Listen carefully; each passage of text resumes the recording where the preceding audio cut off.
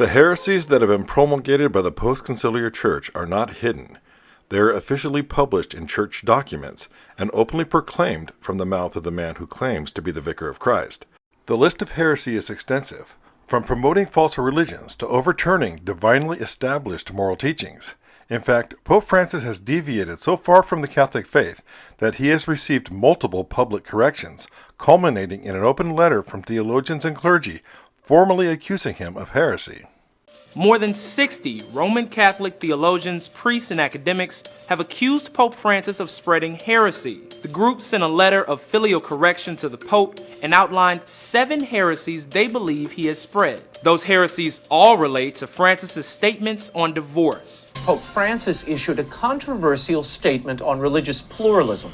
Francis says diversity of world religions is willed by God, which appears to contradict 2,000 years of church teaching, leading some to suggest he's engaging in heresy.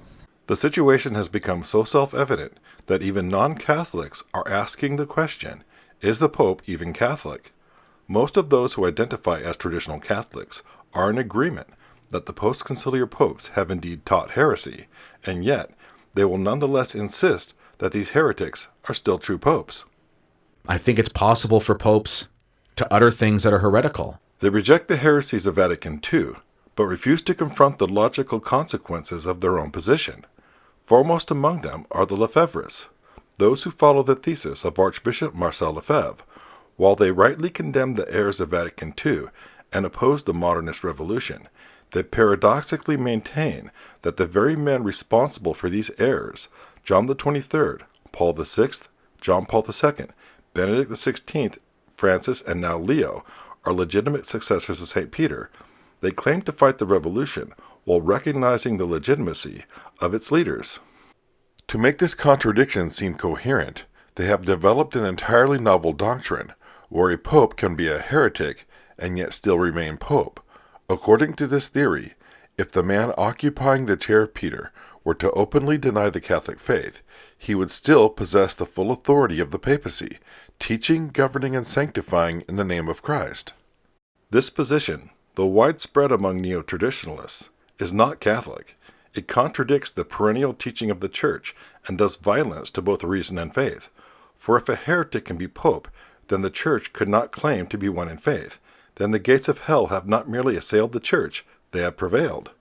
To defend their position that a pope could be a heretic and remain pope, they will raise the accusation that there have been heretical popes in the past. To support their claim, they will appeal to the case of Pope Honorius I, whom they accuse of embracing the heresy of monothelitism while nonetheless still remaining pope. I think it's possible for popes to utter things that are heretical. I think there are a few examples of that in the past. And there are certainly examples of it where they implicitly utter heresy. And it's not just the obvious ones like Honorius. So let us examine the case of Pope Honorius, and it will become clear that this argument crumbles under scrutiny. Before addressing the accusations, however, we must take a minute to understand what monothelitism is. Monothelitism was a 7th century heresy. It posits that Jesus Christ, though possessing 2 distinct natures, divine and human, operated with only one divine will. This heresy was officially condemned at the Third Council of Constantinople, which declared that Christ, being true God and true man, possessed 2 distinct wills, one human and one divine, which corresponded to his 2 natures. The first point to consider is that Honorius was not accused of heresy during his lifetime. These allegations did not surface until after his death, when he was no longer able to defend himself or clarify his words. Second, it is worth noting that Honorius's immediate successors in the papacy held him in high esteem, praising his orthodoxy. Pope John IV, who became pope only 2 years after the death of Honorius, observed that the Monothelites were misrepresenting Honorius's letter to Sergius. Wanting to clarify the matter, he initiated a thorough investigation into Honorius's teachings. Following this inquiry, Pope John IV rightly determined that the heretics had twisted Honorius's words, which were themselves fully orthodox. This alone should raise questions about the integrity of his later condemnation. Let us examine the case of Honorius to see if these accusations have any merit. The controversy stems from what Honorius wrote in his response to Patriarch Sergius. Sergius had wrote that there were heretics who divided Christ by claiming that he had two conflicting wills. But Honorius failed to see that Sergius's letter was misleading. Sergius constructed his inquiry in such a way that the issue was somewhat obscured. Honorius did not seem to realize that the question was not about a conflict between the divine will and the human will, but about the distinct existence of the human will. Sergius's letter subtly reframed the question by suggesting that belief in two wills implied internal conflict within Christ. This misleading framing concealed the real issue, not whether Christ's will conflicted, but whether the human will truly existed as distinct from the divine will. Failing to grasp the issue, Honorius' response emphasized that Christ did not have two conflicting wills. Although he had two wills, they were in such complete harmony that they both acted together as if they were one will. The Monothelites would later attempt to exploit the words of Honorius by falsely claiming his endorsement, but their strategy was deceitful and selective. An honest reading of Honorius shows that he was only addressing the idea that Christ had two conflicting wills. Honorius wrote, quote, "The will of his flesh is not contrary to the will of his divinity, since it is not corrupted as ours is, but was preserved incorrupt through the mystery of the Incarnation." Some 40 years after his death, the bishops at the Third Council of Constantinople condemned Honorius as a heretic for siding with monothelitism. However, before this council was confirmed by Pope Leo II, he added that Honorius was condemned not for heresy, but for negligence, that is, for silence which allowed the heresy to spread. In his letter to Honorius, Sergius did not seek a doctrinal definition from Rome, but rather support in suppressing and escalating debate. Sergius had already taken steps to suppress the expressions one operation or two operations in Christ, arguing that it was the terminology that was fueling the controversy. So rather than asking Honorius to clarify the doctrine, he asked him for approval in suppressing the debate. Honorius, failing to realize Sergius's duplicity, gave his approval to this approach. By unwittingly approving silence, his critics later argued that he had opened the door to the Monothelite heresy. It is beyond any doubt that Pope Honorius did not teach heresy. But was he negligent in his duty? The answer depends on the motivation of the person answering the question. Those who were opposed to the papacy were deceitful and selective, and they placed the most uncharitable interpretation possible upon his words. The Greek bishops seem to have the singular motive in their accusations against Honorius, that is, to blame and injure the Roman Church. Let us be clear, this controversy was not merely about Honorius as an individual. Their real target was the papacy itself. The Greek bishops understood that if the Pope could be condemned of heresy, then it would destroy the papal claim of primacy over all other churches. For how could a heretical church claim primacy over other churches? The accusation that the Pope could be a heretic was an attempt to undermine the divine protection Christ promised to his church. This was the argument used by the opponents of papal infallibility at the First Vatican Council, and that is why, even today, the enemies of the church will cite the case of Honorius as if it somehow falsified the authority of the papacy. The Third Council of Constantinople did indeed anathematize Honorius. However, the nature of this condemnation has been grossly misunderstood. Honorius was not condemned as a formal heretic, that is, as one who knowingly denied a revealed truth, but rather he was posthumously condemned as one who failed to suppress heresy when he should have acted more decisively. This distinction is crucial. Just as the Monothelites twisted the writings of Honorius to appear as though he supported their position, so also the enemies of the Church in our day seek to exploit the case of Pope Honorius to suit their own ends. I think it's possible for popes to utter things that are heretical. I think there are a few examples of that in the past. If the recognize and resist thesis is consistent, then in principle, it must admit that the same judgments that they make for Paul VI or John Paul II could also be applied to earlier popes, such as Pius IX or Leo XIII. That is, they too could have taught error. They too could have issued disciplinary or liturgical laws that were harmful. In other words, They too could be resisted without denying their papal authority. If error is possible now, then it was always possible, not just after Vatican II. There's some stuff in Pius IX, I think in the document about the Immaculate Conception, and I need to find the line. Here it is. Pius IX's I'm going to pronounce it wrong. Oh, how do I pronounce it? Ineffabilis Deus.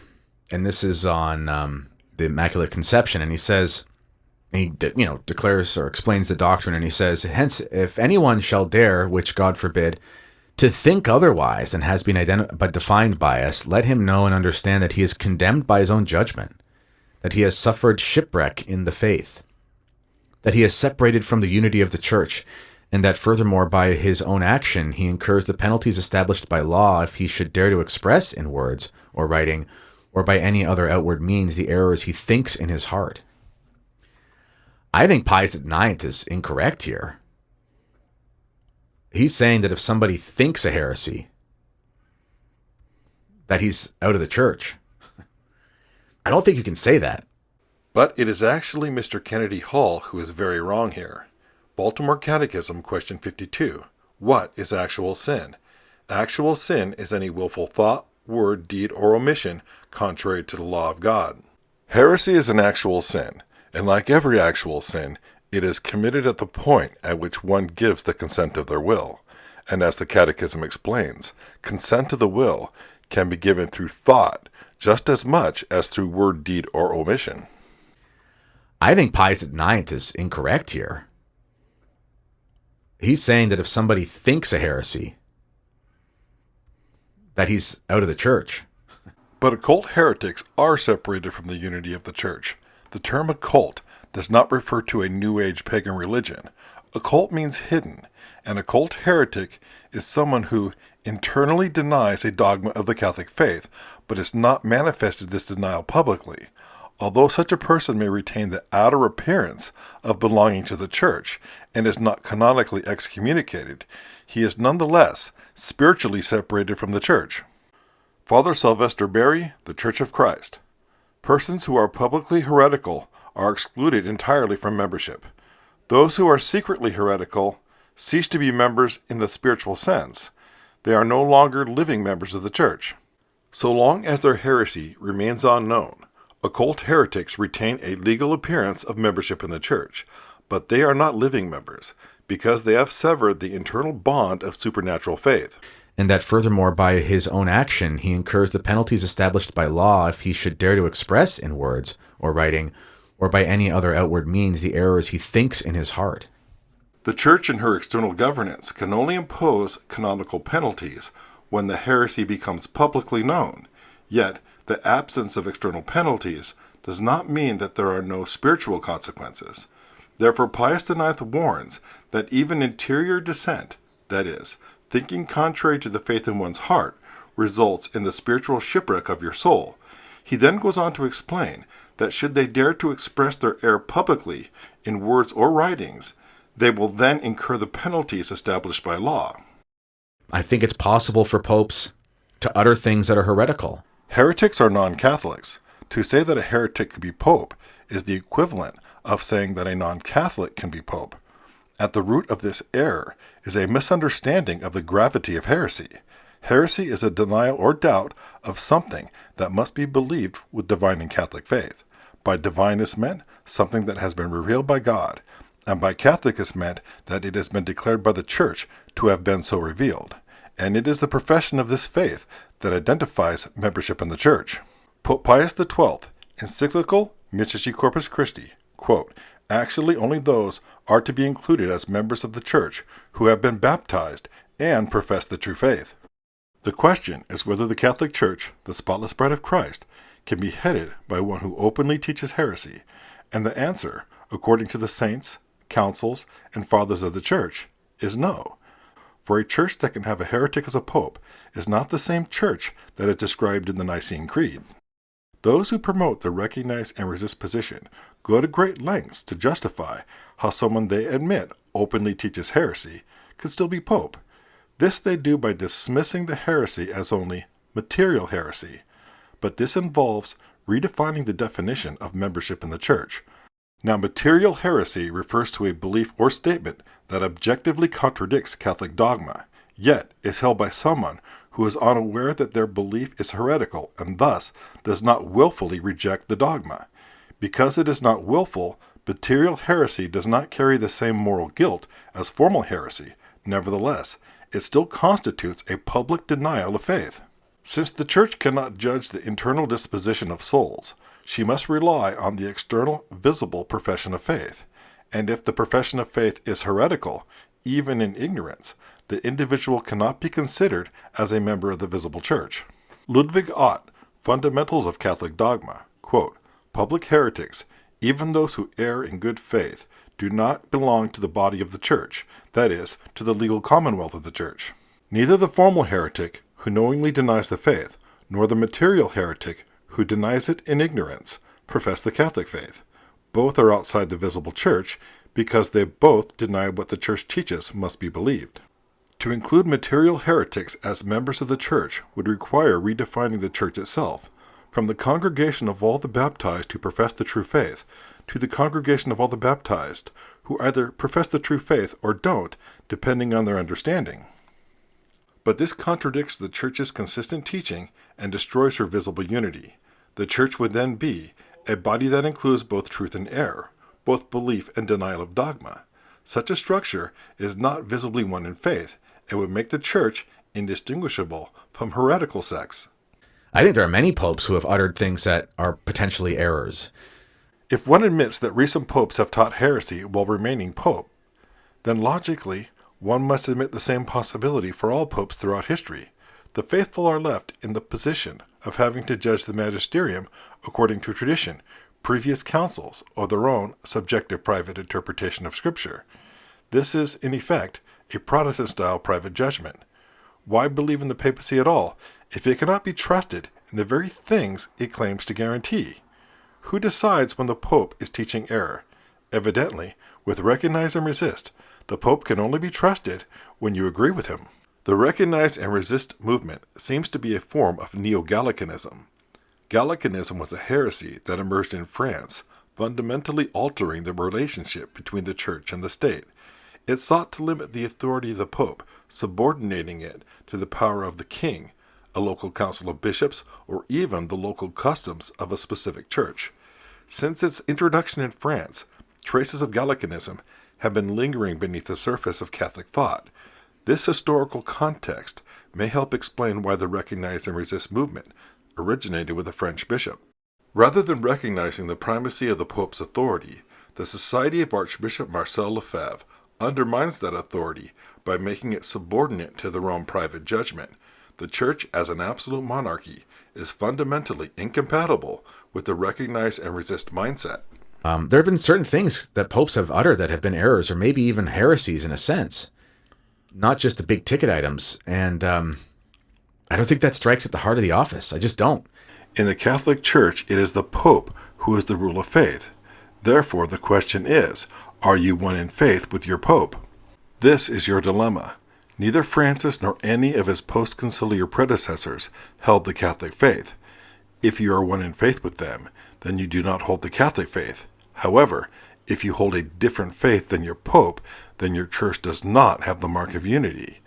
If the man who claims to be Pope is openly teaching manifest heresy, then he reveals himself to be a counterfeit or false Pope. Just as counterfeit money has the appearance of legitimacy while lacking real value, so too does a heretical Pope appear to hold the office while lacking true authority. A counterfeit bill may look convincing, but no honest cashier would accept it, not because he rejects the idea of money, but because he believes in its true worth. In the same way, to reject a heretical Pope is not to reject the papacy, but to uphold the sanctity of its divine origin.